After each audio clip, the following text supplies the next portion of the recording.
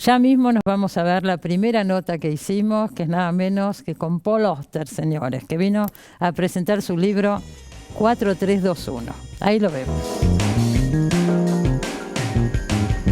Paul Auster nació en Estados Unidos en 1947. Es autor, entre otros títulos, de La invención de la soledad, la Trilogía de Nueva York, El país de las últimas cosas y Sunset Park. Además, incursionó en cine y guión y en 2006 recibió el premio Príncipe de Asturias de las Letras. 4321 es su última novela publicada.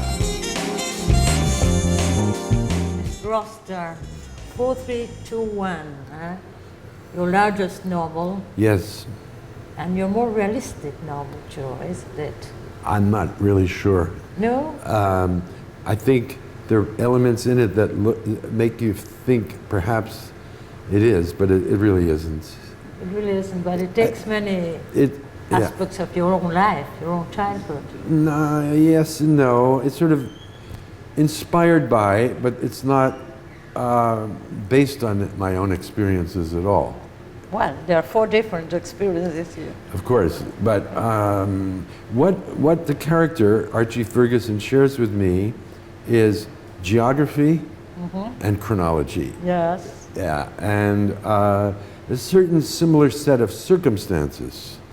But then the actual events in his life are not mine. No, I'm sure. No. Yeah. There's one of the 4 versions that I thought it's similar to you. You'll tell me. More similar. Which one? The principal one, I think. The last one is... The 4th? Yeah, no, 4. But you see, okay, this boy is so angry. He's in such conflict with his father, which it was not the case with me. Oh, well, I say in general. Yeah, in anger. He's a writer. Yes, I know. But you see, the thing is, perhaps I made him a more diligent, hardworking, more focused person than I ever was. He's so dogged in his desire to become a writer. Yeah. He's so precocious. I was not precocious, and I was not, and I wasn't as hardworking as he is.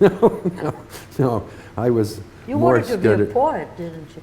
Well, I wanted to be a novelist always. Always a novelist. But I was always writing poetry too. Yeah. Yes, I read about it. Yeah. Tell me about these 4 versions, the structure. How did you manage? You had a plot? No, the thing is, I came up with the idea. It just hit me. This idea of one person, parallel versions of the same life. Possible lives. Possible, alternatives. Yeah. What could have happened given different circumstances. And then there was the character, Archie Ferguson, in all his different manifestations. At first I thought I would take them deep into their lives, until they were all old men. But as I started writing, I realized, no, this is a book about human development, and it's going to be about childhood and adolescence, early adulthood. First 20 years. Yes, first 20. Which are the most amazing 20 years of our lives. Huh? You think so? Well, we go from nothing, helpless little newborn infants, to almost full-fledged human beings. Right. It's a remarkable 20 years. No other 20 years compares to what happens to us then. Yeah. So that was it. I had no plan, though. I had no ultimate plot, as you say. I found the book as I was doing it. I improvised every day. And I said, I would get to my desk, and I'd say, all right, now what? What do I do now? But and then 4 something would stories happen. Simultaneously? Or one story first, then the No, other? I wrote the book in the order in which you read it. I did it in that rotating form, because what happens in the 3 others has a kind of magnetic force on what happens on the particular one you're reading. Yeah. The one you're reading is influenced by the things that have happened to the other 3. And then you're completely well, you're spinning. You're in a cycle of a rotation of different cycles of stories. Yes. And I think some people have said, oh, they wanted to read the book, just read, skipping. So they'd read 1, and then 2, and then 3, and then 4. That's what I've done. You did that? Yes, because I couldn't manage it not. That's I funny. got confused. Well, one story with the other. I think if you let yourself go and don't worry about it, you won't be confused. I think of reading this book as taking a swim in the ocean. You just have to relax and let the waves carry you, and then you'll find your equilibrium. Oh well. So I wondered. It's so hard. It was hard at it. Yeah. For a reader, you have to work too. So I thought how it could be to write it. Okay. Well. It wasn't hard. No, and I never got confused. But listen, I've been doing this for a long time. Yes, I know. It's in my body. I don't have to think about it in the ways I used to have to think when I was young and starting out. But not now. Not now. It's just I know when it's right. I know when it's wrong. I know when I'm making a mistake. I can just feel it. I can't even describe why I know, but I know. I read you said that you couldn't have written this book 30 years ago. I don't think so. That it's a novel that could only have been written by an old man. I think so. Yes. I think that's true because I'm looking back at things that happened 50 and 60 years before. Yes. And I think you need to have lived those years yourself before you have a true understanding of what that stretch of time really is. Yes. You can imagine it when you're 30, but I don't know if you can actually experience it. Know it, really know it. Yeah.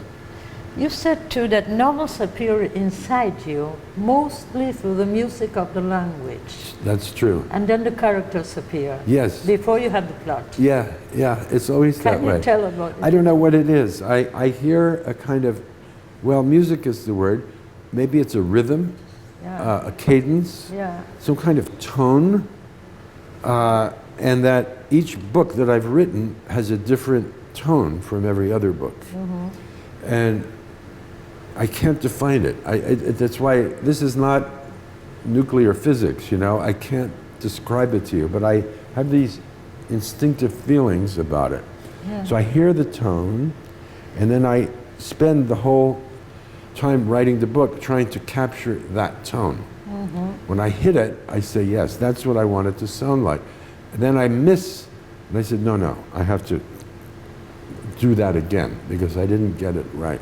And if I can capture the tone, then the book seems to work. At least for me, it will work. To the degree that I can say, I finished. I can't do any more. Now it's out of my hands. Of course. It's funny how writers do not walk around feeling how great they are and how wonderful they are. You only feel, not as if you're failing all the time, but you're just not doing it as well as you want to do. There's always a disappointment. And that's why I think you keep doing it. You want to get better. You want to keep improving. But I read, this is your last novel, it is? No, I'm not. I read No. You didn't say that. I never said that. No. Well, I want to keep going until I can't do it anymore. Always. Yeah. The political facts. You describe the political facts in the 60s in your novel. Yeah. Could you write a novel about the actual facts, political actual facts? Now? The news, yes. Well, you see, the fact is, we're in the middle of a situation that is evolving. Every day there's something new. Yeah. We don't know how this story is going to turn out. Yeah. No, of course you could write a story of, say, Trump administration up till today. Yeah. But what if next week he blows up Korea? Yes. That would be the story, right? And everything else would become minor. So I think you have to wait in any historical period before you can write about it. Tolstoy, War and Peace. Yes. He's writing, a book was, I think, published in 1868. He's writing about 1815. Huh? That's right. One of my favorite American writers, Stephen Crane, wrote The Red Badge of Courage, which is the only good novel we have about the American Civil War 30 years after the war. He wrote it. And he didn't experience it either. Just as Tolstoy didn't experience Napoleon's invasion. Of course. But you experienced the 60s. I experienced the 60s, yeah. True. That's a difference. Maybe, yeah. Did you say that you declared that the problems nowadays, you want to talk a bit about America now? I'm happy to, All right, thank you. The problems nowadays are more or less the same than the 60s, that your country is divided and racism persists. Yes. We didn't improve nothing. No, I don't think so. I thought perhaps when Obama was elected president, it really marked a big change in the American spirit. Yeah. But it turned out that about 1/3 of the country was so horrified to have a black man as president. They were? It was so disgusting to them. I mean, even the symbolism of a black man in the White House. Yes. it was too much. And so immediately after he was elected, the Tea Party came, which is an extreme right-wing, nativist view of America. Yes. And they got very powerful very fast. And they've been very, very efficient politically, so they've won a lot of elections. And so the political landscape has changed abruptly. So poor Obama was, after the first 2 years of the 8 he was in, he didn't have any power because Congress went to the other side. Mm-hmm. And their mission was to block him. And they did block him. They did? They did. And now we've entered a new zone of insanity. And I think it's as if, you know the myth of Pandora's box, right? Yes. Well, somehow I think the box has gotten open now and the devils are flying out because these things have been inside the American unconscious since the beginning. Yeah. But mostly because of our laws and because of our institutions, the box has been kept closed. But now it's open, and it's very ugly to see. Yes. I had no idea there was so much hate in the country I live in. So many mean, cruel people who have contempt for others. And that's what's really scary. Because when suddenly you're with people who don't look at you as human anymore, you're demonized, and it can lead to all kinds of atrocities. I don't mean to get alarmist and to say that we're going into Nazi Germany, but there is a more and more fascist air to what's going on and it affects all the world, not just America. Of course. Yes. So I think what is required, if we are those on the other side of this, is that we have to be very vigilant. We have to pay very close attention to what's happening. We need very good journalism. We need people who are willing to keep pushing to find out what is going on. And we need people to vote, and we need a lot of courage. Yes. Because otherwise, the other side is going to win. And then it's going to be your worst nightmare, really. For all the world. For all of us, yeah. What can a writer do? I don't know. Books are not politics. It's just simply art. Art lives in a different domain. We need art because imagine the world without paintings. Imagine the world without books. No. You can't. You really can't. We need stories. Yeah. But we don't need stories to feed us, and we don't need stories to fight dictators and bad governments. For that we need moral and political courage. And we need very good reporting.